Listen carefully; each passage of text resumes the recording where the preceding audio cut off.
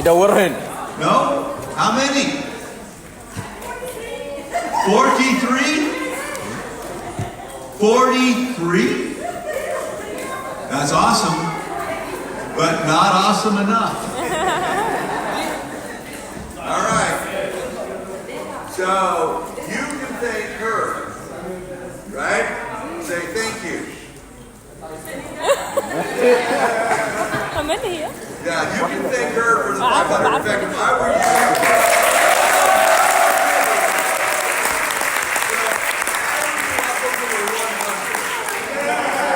yeah, because she set you up.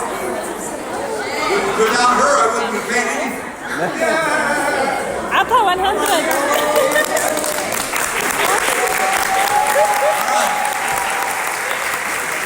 So, the exercise, this is fun, but this is also very serious. Yes. Very serious.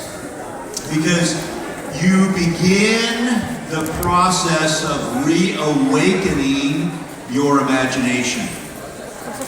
As you wrote down 43, 100, 70, whatever the number was, you were pushing out on the boundaries of your imagination.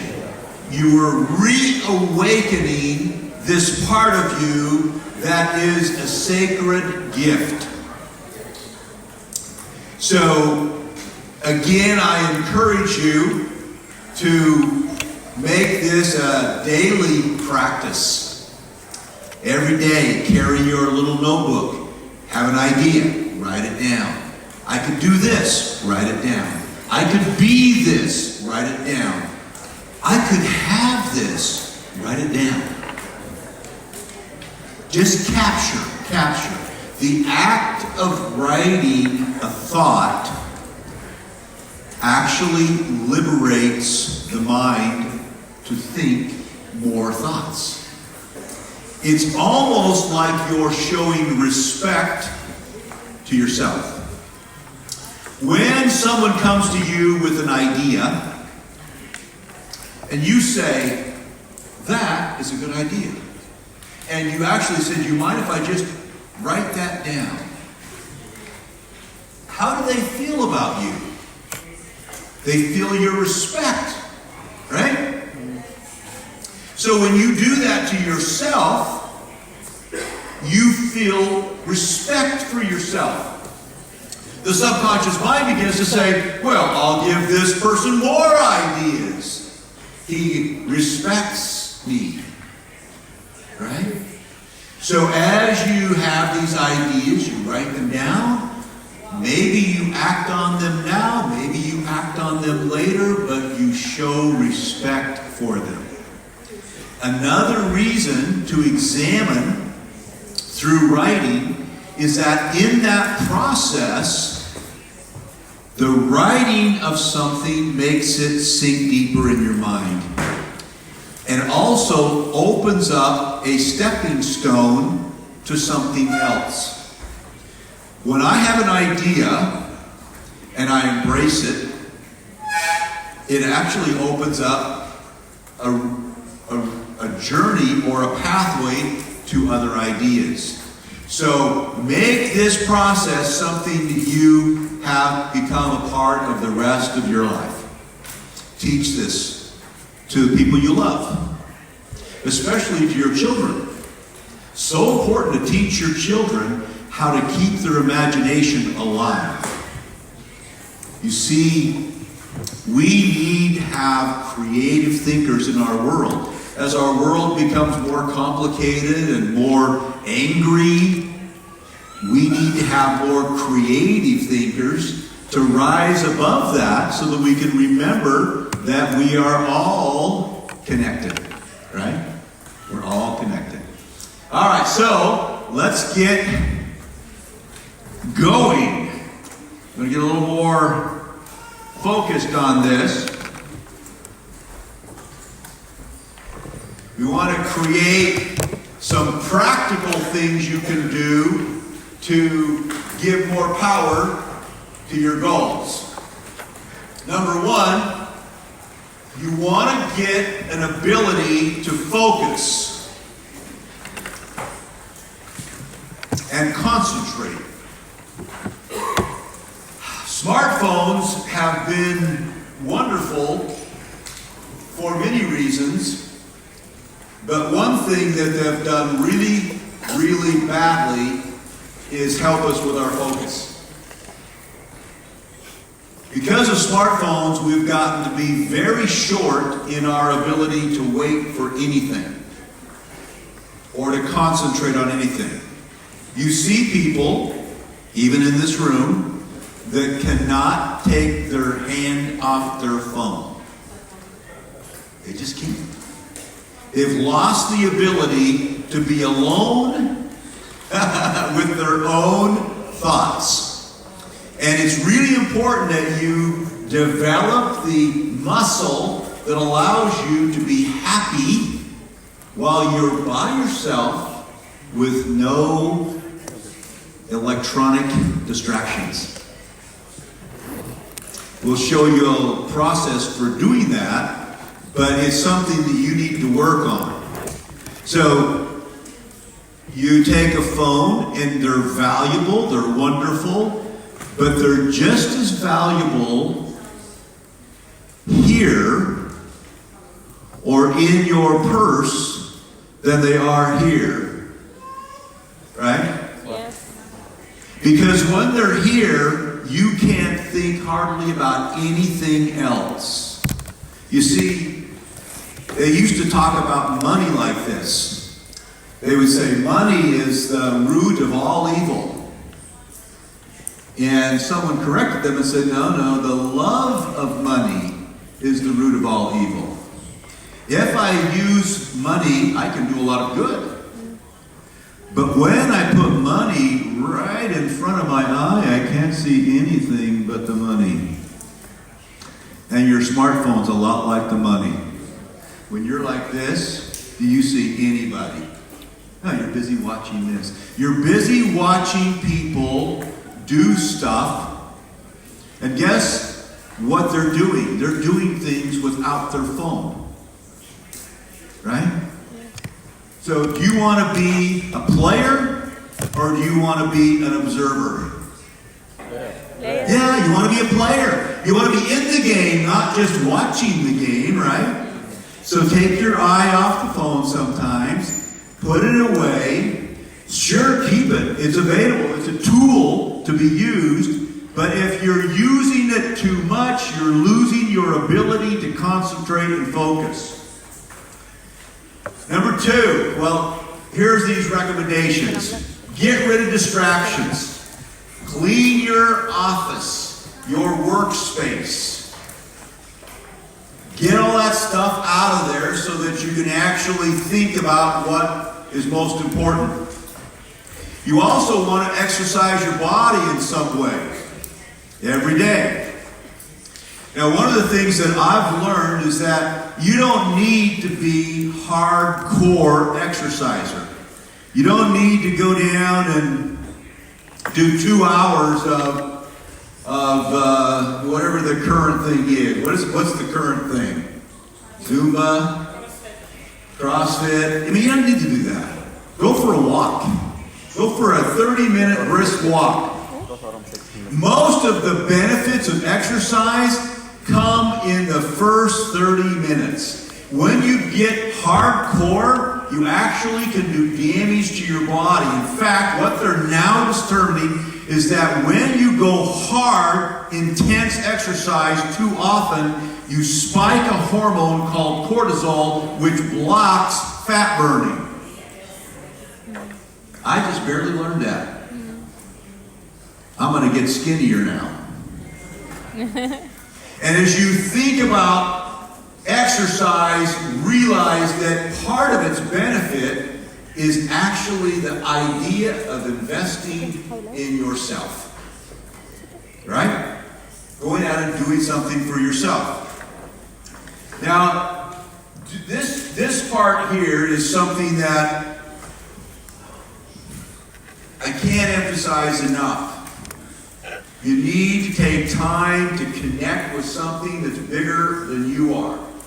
And a lot of times, the wisdom literature, the scriptures, the holy words, these things that actually connect us to the infinite are what allow us to see ourselves better, more clearly, more wholesomely. And so you take a little time at the beginning of every day, and you go through a process of opening your mind up to things that are beyond. Now, one of the wonderful things about the culture here in the Middle East is that there is a ritual or a routine around doing this that's still deeply a part of your culture. I hope you can keep it. Because when I brought my wife on this trip, and I said, I want you to hear the call to prayer. It is beautiful. And so we'll be out walking and we'll hear the call to prayer. And I said, that's what this is. Is that beautiful? It's beautiful. It reminds us to what? Reconnect with the infinite. Now, we all have our own way of doing that, I suppose. I don't know. But my feeling is it's so important to do this every day. It strengthens the mind. It connects you to what's real instead of what's on TikTok. Okay?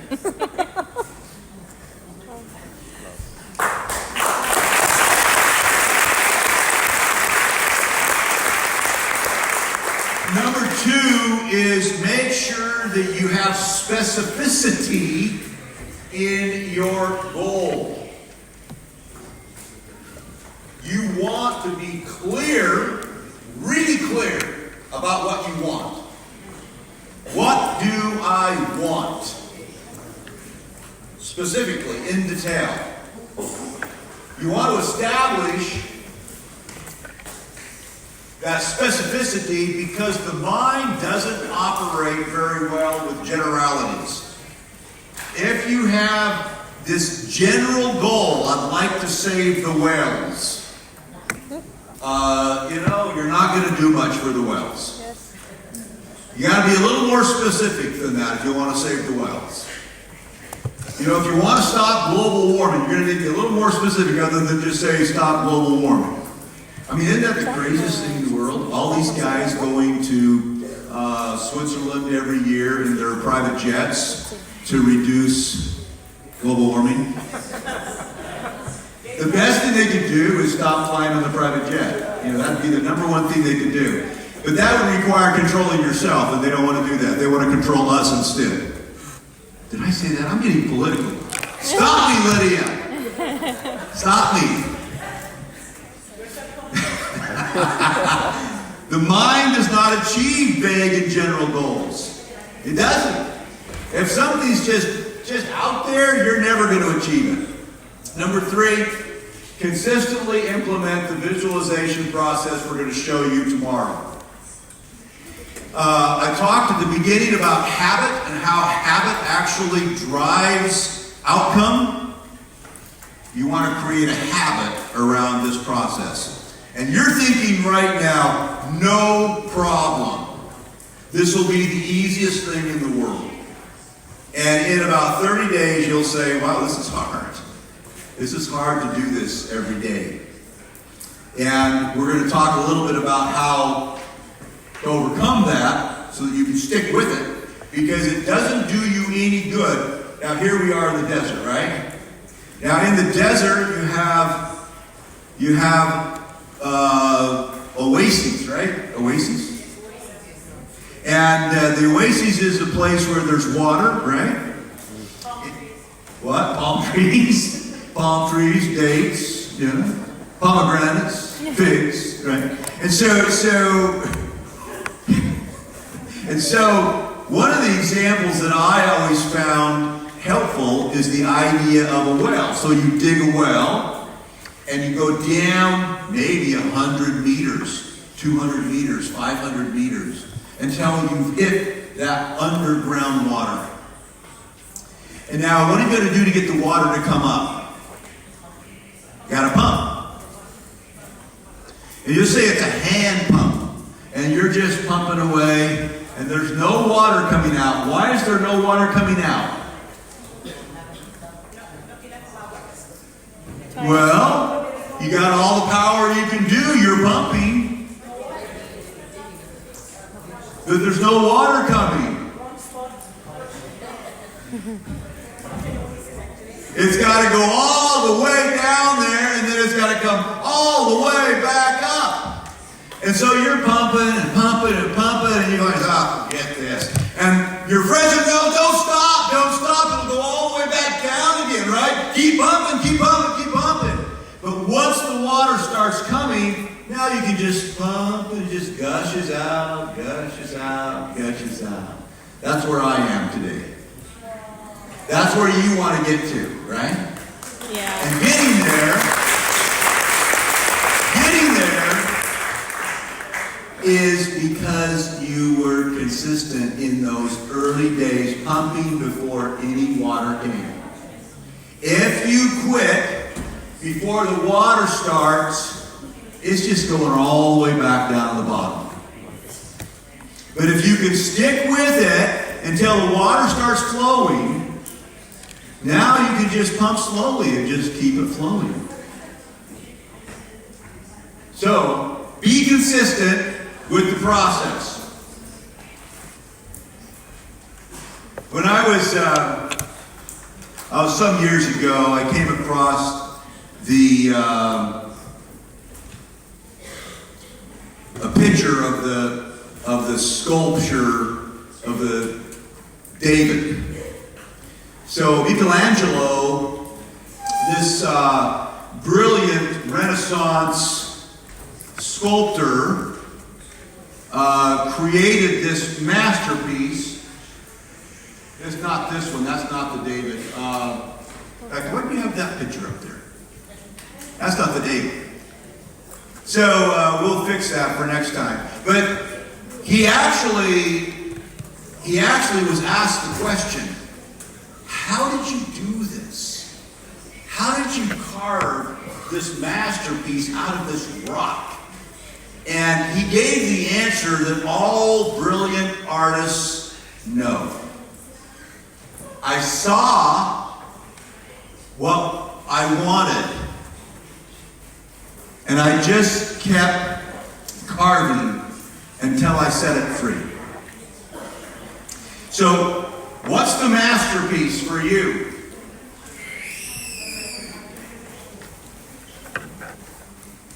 What's the masterpiece for you?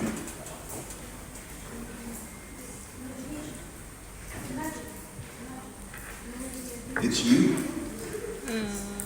And we have to carve and carve and carve until we can set you free.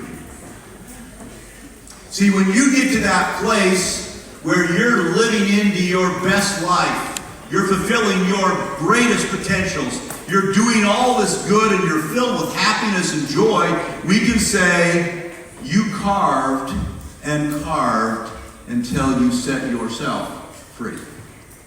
It's so important that we understand that process, because that's really what we're doing. Now, power goals come in a process.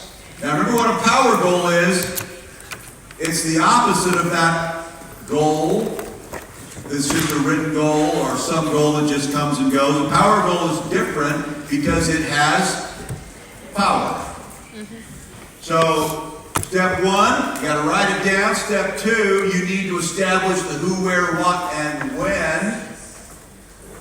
Who, where, what, and when. Then you establish a vision of what's going to happen when you achieve the goal in two different dimensions. You want a dimension of the vision to be reflective of the stuff you want, the stuff that's going to make you happy in terms of your life, a new house, a new home, a yacht on the water, on whatever it is. But you also have to have a dimension that's altruistic, that's not about you. Now, so many of you that I've gotten to know came to me and showed me vision statements that had to do with starting and running orphanages, other really great works, and I applaud you. That is wonderful.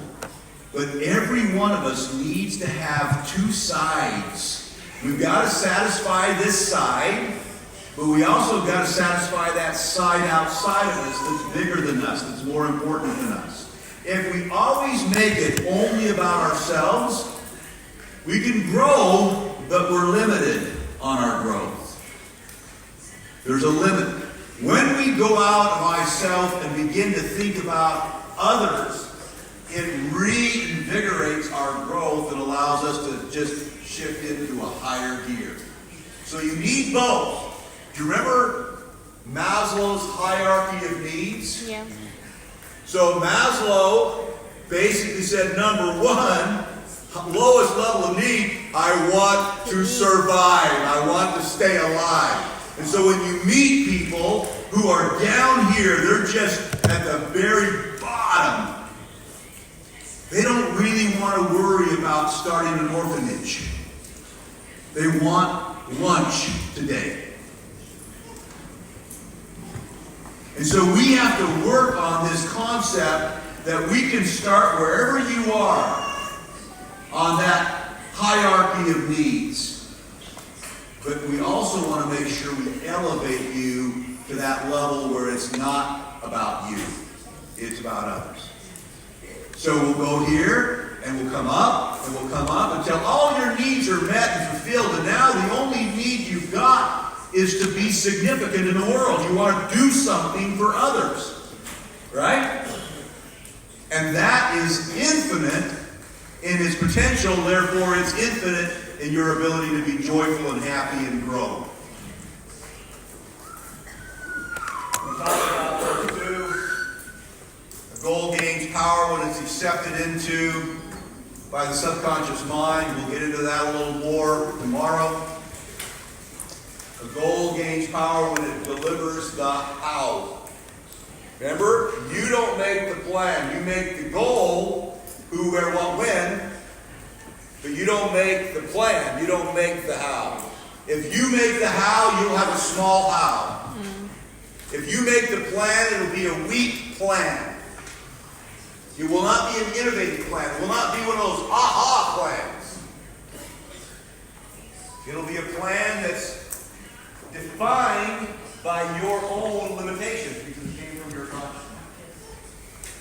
If you allow the subconscious mind to deliver the plan, the how, it has infinite reach. The subconscious is not bounded by time or space. Sorry. You're all smiling because this guy's doing it again. He's talking to the clicker. So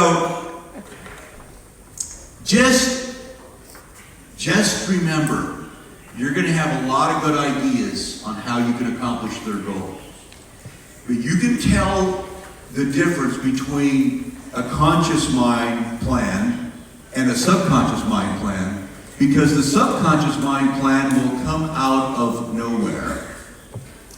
And yet you will be able to say to yourself, this is true. You've all had that happen before. Yeah. Where you'll have an idea, thought, where'd that come from? I don't know, but it's right. And you know it in your bones. You just know it is right.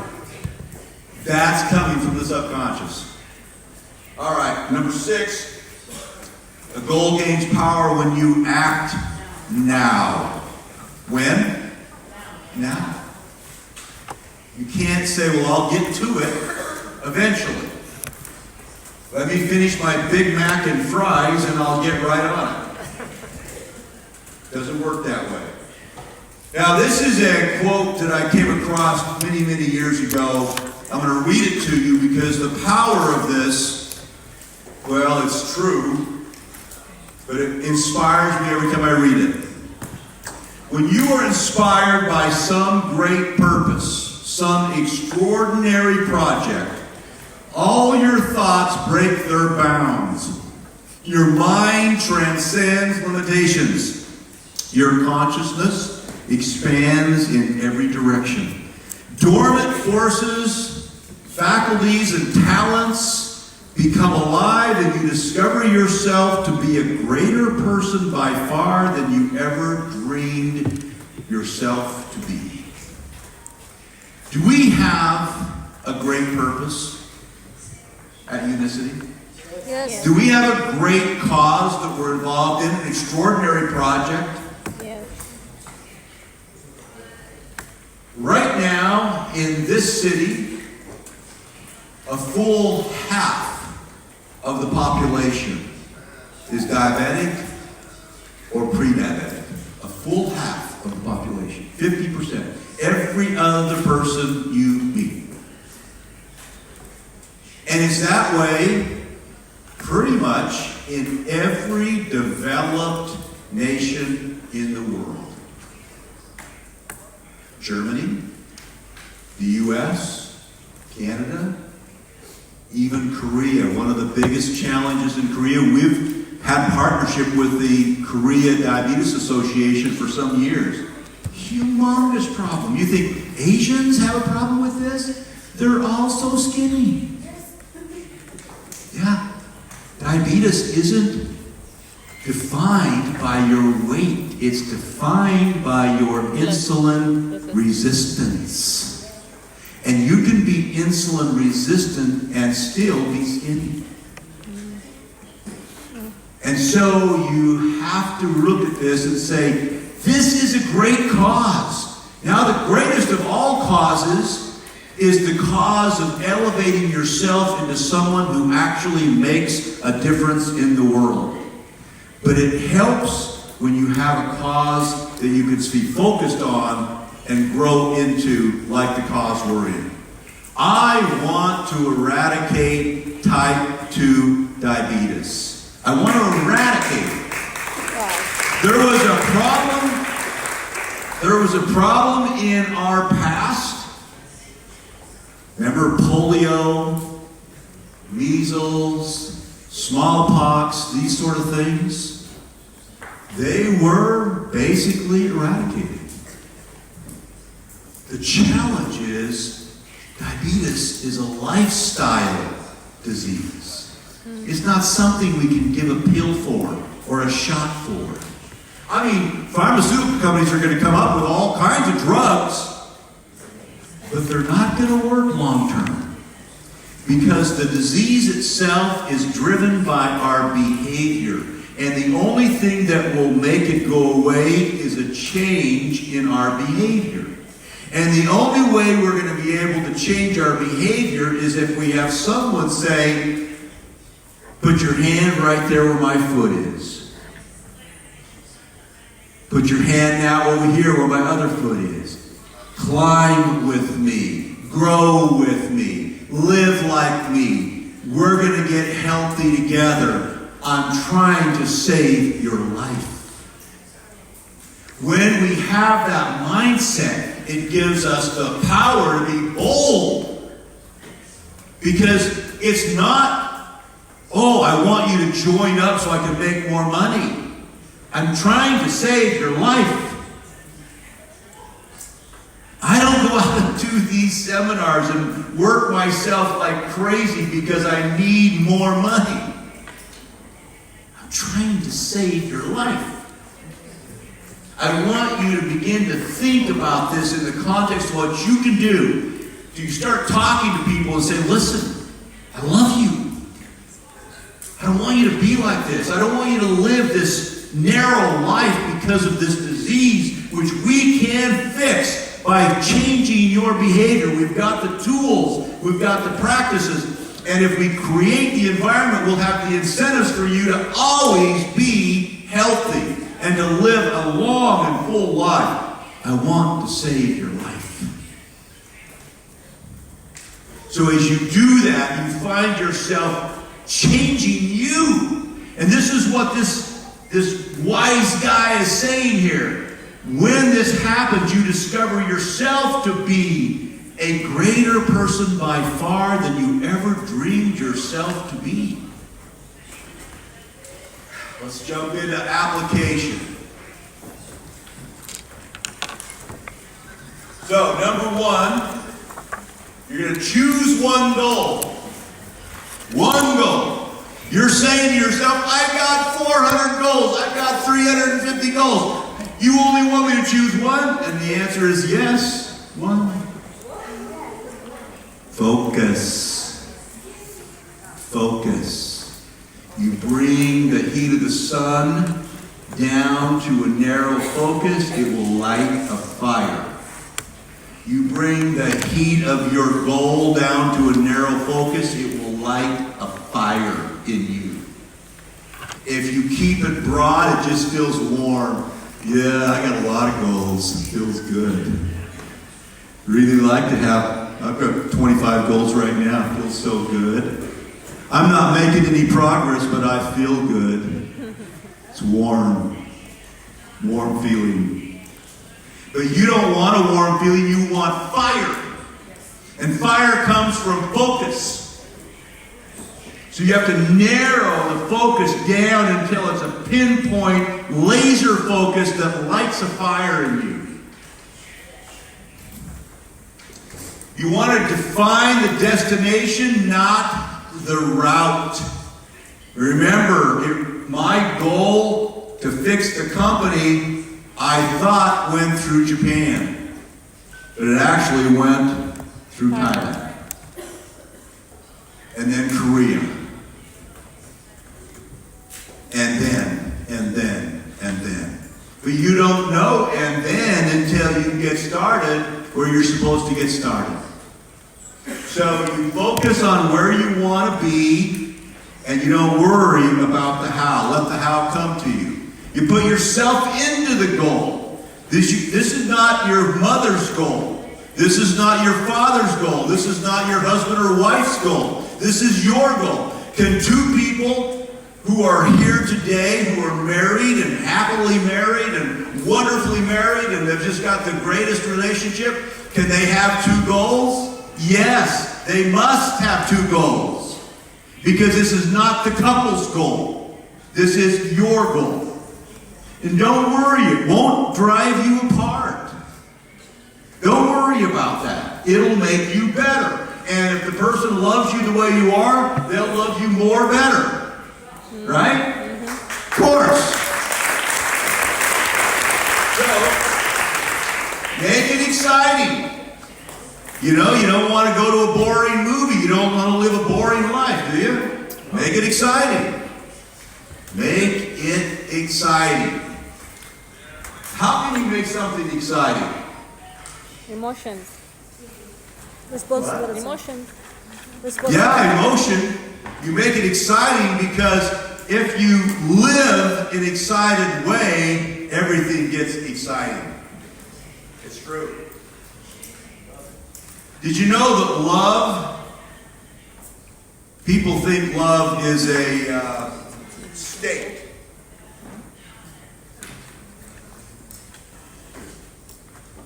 But the truth is, love is an action. It's true. It's an action. You say, I love her, or I love him. That's not saying, I be him. It's saying, I'm acting.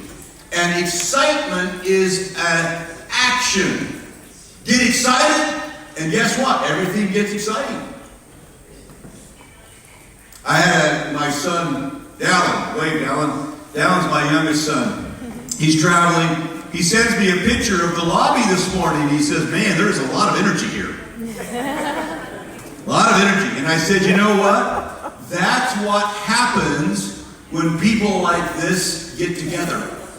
Yes. They create energy off each other. Yes. It's like these molecules in physics where they heat up and they start bouncing into each other and they produce more energy as they're moving around.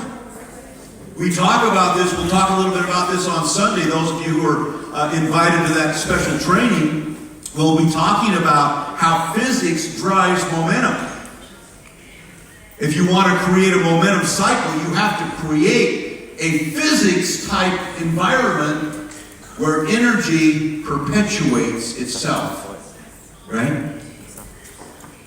So, as we look at this, we got to understand that step one, you got to take responsibility for where you are. We talked about this briefly in the morning. You are where you are right now because that's where you want to be. If you really wanted to be anywhere else, you would be changing. Right? Take responsibility. The moment you take responsibility, you get power to change. Yes. See problems as opportunities to learn and grow. We talked about that. Picture what you want, not what you fear. Why would I say this? When you picture what you fear, what happens? You're coding in what you don't want to have happen. You're coding it in. When you picture what you're afraid of, you're telling your subconscious mind, this. And so you start to go towards this. We see this all over the world. This is not something you just see in certain cultures, all cultures. And so when you see someone that's struggling in their life, they're struggling because they're coding in to the subconscious what they're afraid of. This might happen. Yeah, that would be bad. Yeah, this could happen. Yeah, that would be really bad. Yeah, that could be bad. Can you imagine what that would be like if I did this and they did that? Oh man, that would be so embarrassing and so awkward and I'm not going to do this. Right? Because you coded in what you didn't want. You coded in what you were afraid of. Focus on what you want. Don't focus. The moment something you're afraid of comes into your conscious mind, replace it immediately with something you want. I mean, we all have fears. I have just as many as you do. One of the things I've really worked hard on is the replacement theory. Always have something ready. Here comes the fear. Boom. I want this, I want this, I want this, I want this, I want this. Fear can't get in. I want this, I want this. When's the fear most powerful? When you're tired. Late at night. You're laying there thinking, what can go wrong? What else can go wrong today? Don't think that. Stop and say, I want this. I want this. I was doing some breathing last night. One of the things I'll teach you tomorrow is a certain way of breathing. And one of the things that I do in the breathing is I state my goal and then I say this little short prayer. Please tell me how. So I state my goal, and then I say, please tell me how. Please tell me how. Please tell me how. Because I don't know how. I want it, I want it, I want it, but I need you to tell me how. Sometimes I say, please show me how. Constantly, open the door, open the door. Anything, please show me, please tell me. I want to know how to do this. Stretch your limits, think big. Remember, 10x is easier than 2x. People have said to me, I was with the top Vietnamese leaders for dinner on Friday night last week. And they wanted to stand up and make a commitment publicly for what they were going to achieve in the year between now and when we go to Bangkok for the global conference.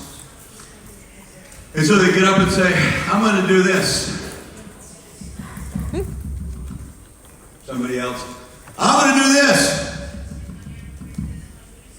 I'm going to do this. And when we got through all of them, they said, what do you think? I said, I think it's weak. Wow. Now, we've never done the method in Vietnam, okay? We had four Vietnamese leaders come to the last Dubai method. One couple and two other distributors. So 3 distributors. Was that you? And guess what happened between the last Dubai method for these leaders who had not achieved diamond even? Years they had been in the business. Years they'd been in the business. But never achieved diamond. Really smart people. Really wonderful leaders. Amazing human beings. Double diamond. Double diamond. Since the last Dubai method. Wow. Because 10x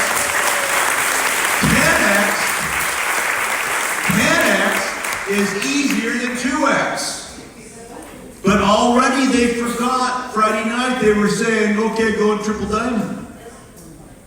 And I said, you're going to triple diamond? You got a year? And you're just going to go, what? That's a lot. No, it's weak. It's a weak goal. It's a soft goal. It's a small goal. It won't burn you up. You got to light yourself on fire. You got to actually have the focus. I said you should be at least crown. We had one person that made triple diamond. She says, I'm going to crown. I said, no, it's weak. Royal crown. She's texted me at 4 o'clock in the morning saying, I've been up all night trying to figure out how I can go from 1.5 million points to 4.5 million points. I can't figure it out.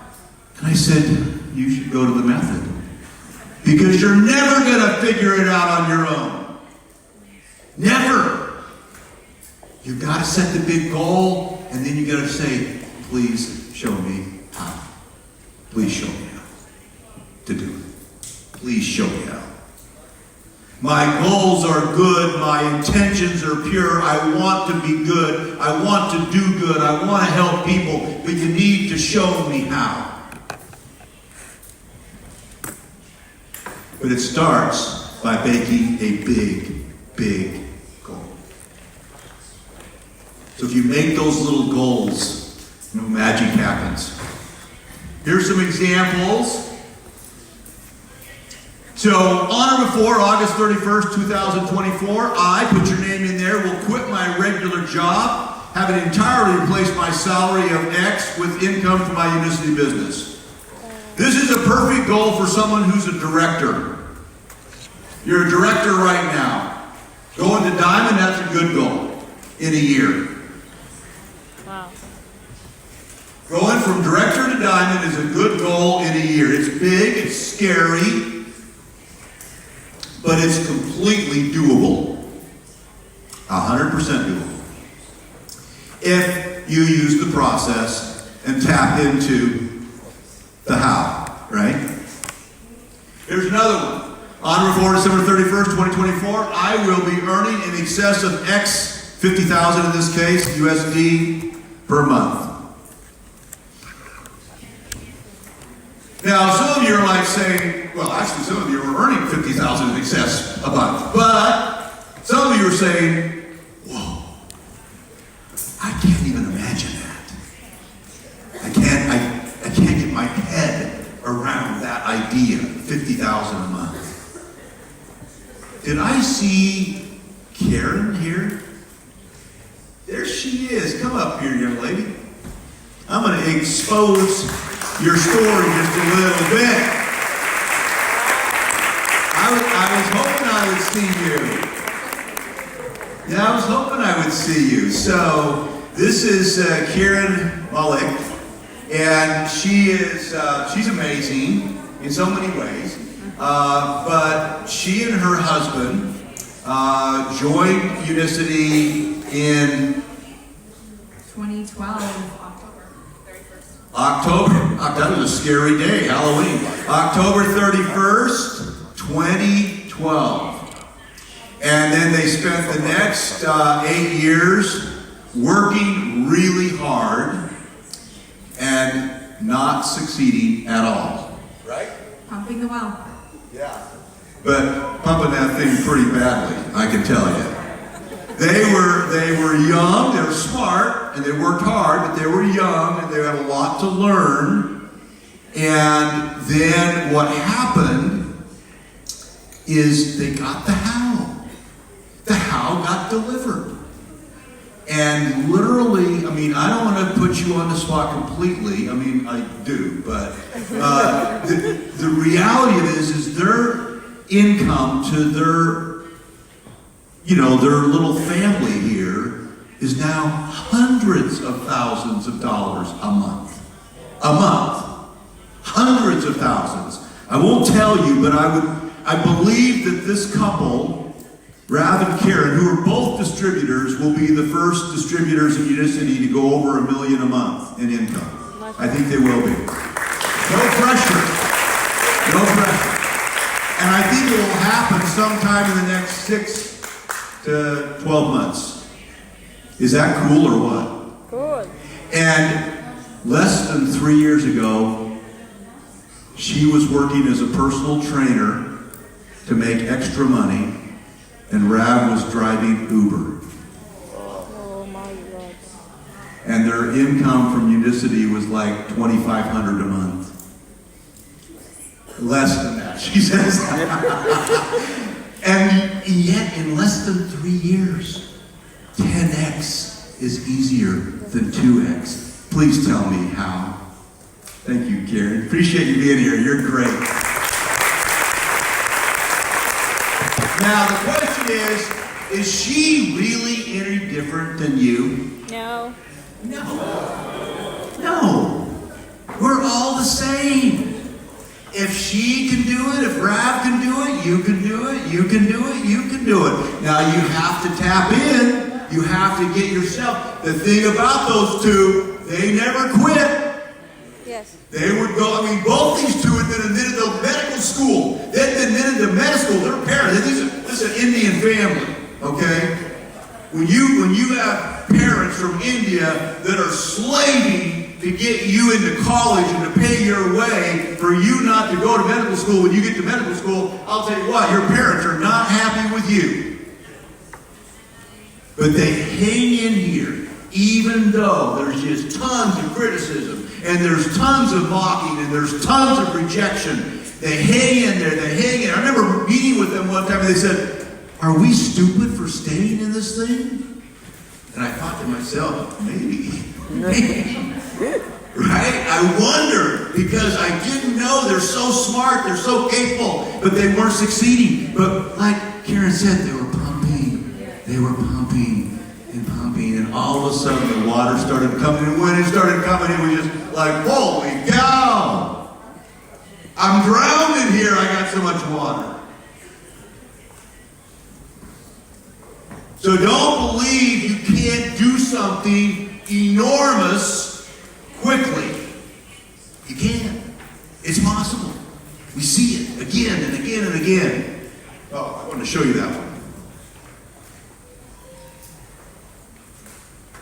So this one is a little different. Notice the difference. I'm going to get free from my job.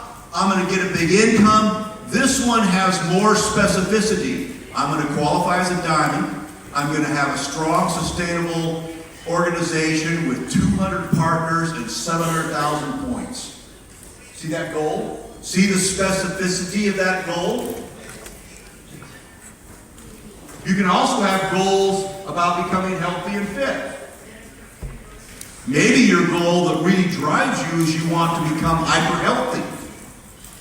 We've seen people who got into Unicity and they didn't really see money or success financially being much of a motivation for them. That they were already type 2 diabetic, or they already had heart disease, or they already had some big health problem. That's what they wanted. They wanted to use the method to change their health. And so you can see this kind of a goal here, or this kind of a goal here. had a 72-year-old man that contacted me a few weeks ago, and he said, I went from a 10 on my A1C down to a 5.4 in 4 months on fill grade. Do you think I'm happy? And I wrote back, yes, I think you're happy. He says, no, I'm not happy. I am over the moon! I can't believe it. I'm going to be able to see my grandchildren grow up. All right. Now it's time for you guys to actually break into groups. And who's going to give this organization? Sam? All right. Yep, I will help with this. So, we have you divided into 19 different groups. And we are going to be breaking these up into groups 1 through 10. Will be in this room next door where we have lunch. So, 1 through 10, you'll go over there, and all of the group facilitators have your names on a piece of paper, but which group they are on the back. So they'll be in there holding up these sheets, and just find the person with your number on it. Groups 11 through 19 will stay in here. And so let's have the facilitators 1 through 10 already head over and spread out over there. But your goal during this session, right, is to work with your facilitator to find what is the one power goal you'll be working and building your manuscript off of tomorrow. All right, let's do it.